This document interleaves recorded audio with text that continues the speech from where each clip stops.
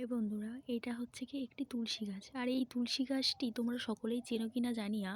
এই তুলসী গাছটির নাম হচ্ছে কি দুলাল তুলসী। দেখো কত সুন্দর হচ্ছে কি এর দানা বেরোনোর শীষ উঠেছে।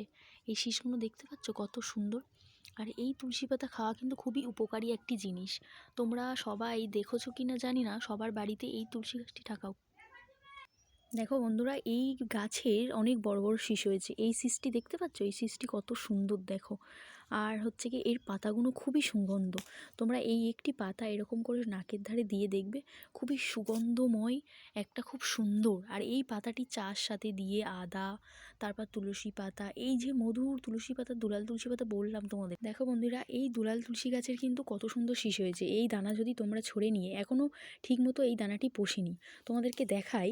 এই যে দানাটি দেখতে পাচ্ছ, এই দানাটা খুবই কিন্তু সুন্দর। এই দানা যদি তোমরা এরকম করে নিয়ে শুকিয়ে নিচে যদি ফেলো আর নাকে টেনে দাও, খুবই সুগন্ধময়। তোমাদের জ্বর, সর্দি, কাশি আরও অনেক কিছু যদি অসুখ থাকে তোমাদের সেরে যেতে পারে।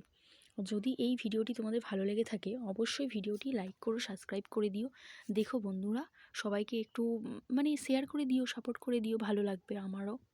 খুবই উপকারী কিন্তু এই গাছটি। দেখো এর যে গাছের শীষ পুষে গেছে, তার জন্য এর যে দানাটি কত সুন্দর পুষে গেছে বলে বুঝতে পারছো। দেখেছো এর একটা রস আছে কত সুন্দর, খুবই কিন্তু ভালো। এই গাছটির যদি পাতা তোমরা থেঁতে বা রস করে খাও, মাথার তিলোতে দাও, তোমাদের কিন্তু সর্দি, কাশি, জ্বর সব রকম রোগ থেকে তোমরা সুরক্ষিত থাকবে।